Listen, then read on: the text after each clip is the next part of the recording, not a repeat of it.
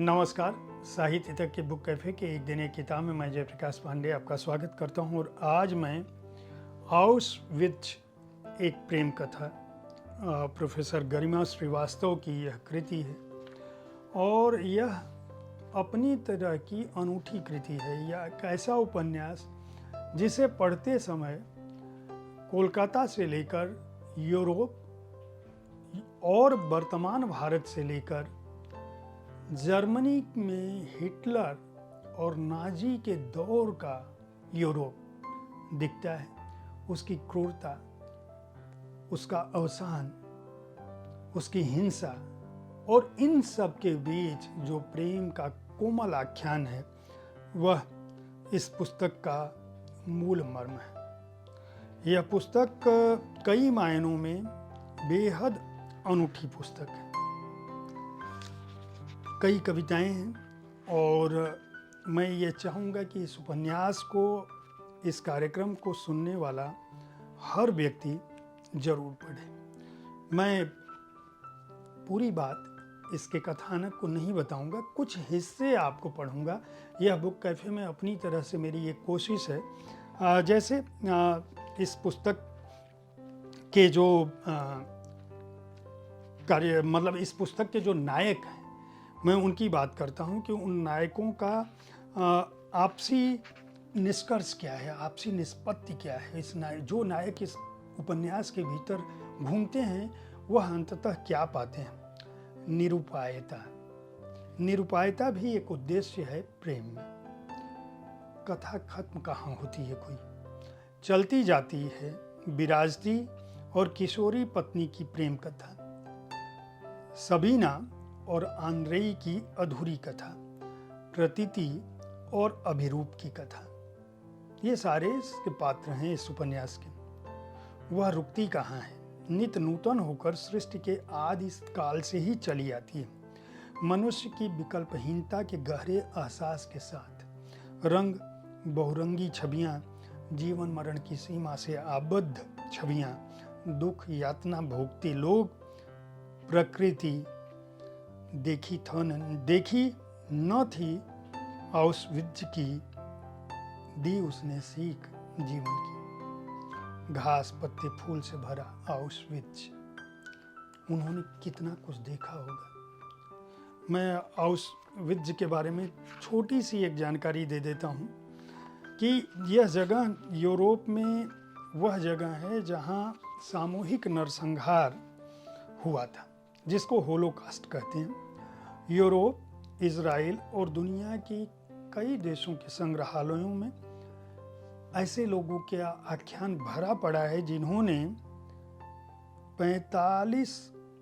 जिन्होंने इस जगह पर जो नरसंहार हुआ था नाजी सेना द्वारा, उसको देखा है। हालांकि दुनिया के बहुत सारे लोग इस बात को झुठलाते हैं, लेकिन सच ये है कि आउशविट्ज़ वह जगह थी जहां हिटलर ने फाइनल सॉल्यूशंस के नाम से एक फैसला किया था। यह फाइनल सॉल्यूशन, जिसका हिंदी अर्थ होता है अंतिम समाधान, इसका अर्थ क्या था कि जो शुद्ध आर्य नहीं हैं उन्हें इस धरती पर जीने का अधिकार नहीं। अपनी इस सोच के साथ उसने यहूदियों को, जो दुनिया भर में पकड़े गए थे जर्मन सेनाओं द्वारा, खासकर यूरोप में, उनको एक जगह ले जाकर लाखों लोगों को एक चेंबर में जानवरों की तरह से रखा और गैस के चेंबर में रखकर मार डाला। ये जो लोग बच गए उस घटना से, उन्होंने बाद के समय में, जब द्वितीय विश्व युद्ध के दौरान खत्म हुआ, तब पूरी दुनिया को वो किस्से सुनाए थे उस यातना के। जब तक हिटलर जिंदा था, होलोकास्ट के बारे में लोगों को उस रूप में नहीं पता था जिस रूप में वहाँ पे चीज़ें घट रही थी। वहाँ बाद के दिनों में डायनामाइट से उड़ा देने के बावजूद जो टूटी हुई चिमनियाँ थी, दलदल वाली ज़मीन थी, जहाँ हजारों लोग दब के मर गए थे। और चाहे आप कुछ भी कहिए, लेकिन जो डायरियाँ हैं जो जंग लगे टूटे बक्से हैं, जो गिर गए भवन हैं, खंडहर हो गए भवन हैं। जो उस जगह का परिवेश है वह इस बात को बताता है कि इतिहास चाहे इस बात को कितना भी नकारे, मानवता का जो क्रूरतम चेहरा है वह कट्टरपंथी होता है, वह दूसरों से घृणा करता है। और इस घृणा के बीच भी अगर कोई चीज़ जिंदा रह सकती है तो वह सिर्फ और सिर्फ प्रेम है, जो इस पुस्तक में, इस उपन्यास में आउशविट्ज़ के प्रतीक के साथ कोलकाता और दिल्ली से होते हुए यूरोप जाती है और वह नायिका बाकायदा कोलकाता से वहाँ तक पहुँचती है और उस परिवेश को जीती है। वहाँ से अपनी माँ को चिट्ठी लिखती है और माँ को चिट्ठी लिखने के साथ यहाँ हिंदू, मुस्लिम, यहूदी, ईसाई, इन सब से ऊपर उठकर मानवता का और प्रेम का संदेश देने की कोशिश करती है। मैंने इस पुस्तक की कहानी आपको जानबूझकर नहीं बताई, सिर्फ यह बताया कि इसका कथानक क्या है, इसका पृष्ठभूमि क्या है, इसका विन्यास क्या है, किस पृष्ठभूमि पर यह उपन्यास लिखा गया है।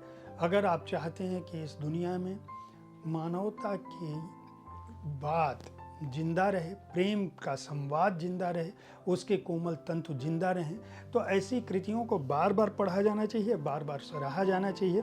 वाणी प्रकाशन ने इस पुस्तक को प्रकाशित किया है। मूल्य 399 रुपये है। पृष्ठ संख्या है 224। प्रोफेसर गरिमा श्रीवास्तव बाकायदा कई कृतियाँ लिख चुकी हैं। इसके अलावा हिंदी नवजागरण, इतिहास, गल्प और स्त्री प्रश्न, चुप्पियाँ और दरारें, देह ये देश, किशोरी लाल गोस्वामी, झूठ का थैला, क्रोएशिया की लोक कथाएँ, लाला श्रीनिवास दास, भाषा और भाषा विज्ञान, ऐ लड़की जो उनकी पुस्तक है उसमें नारी चेतना की पुस्तक है। इसके अलावा वह बाकायदा प्राध्यापक हैं JNU में, भारतीय भाषा केंद्र में। निश्चित रूप से स्त्री चेतना उनका प्रिय विषय है, लेकिन इस उपन्यास से वह एक अगला कदम बढ़ाती हैं कथा क्षेत्र में, जहां उनकी अपनी एक पहचान होगी। उम्मीद है साहित्य तक का यह एपिसोड आपको पसंद आया होगा। इस कार्यक्रम में आप किस तरह की पुस्तकों की चर्चा चाहते हैं, इसके बारे में अपनी राय से हमें ज़रूर अवगत कराएं। हमारी कोशिश होती है कि विविध विधाओं की पुस्तकों के साथ आपके पास हर दिन पहुंचूं, ताकि आपको अपनी पसंद की पुस्तक चुनने में आसानी हो। कल ठीक इसी समय ऐसे ही एक कृति के साथ मैं फिर मिलूंगा। देखते रहिए साहित्य तक। धन्यवाद।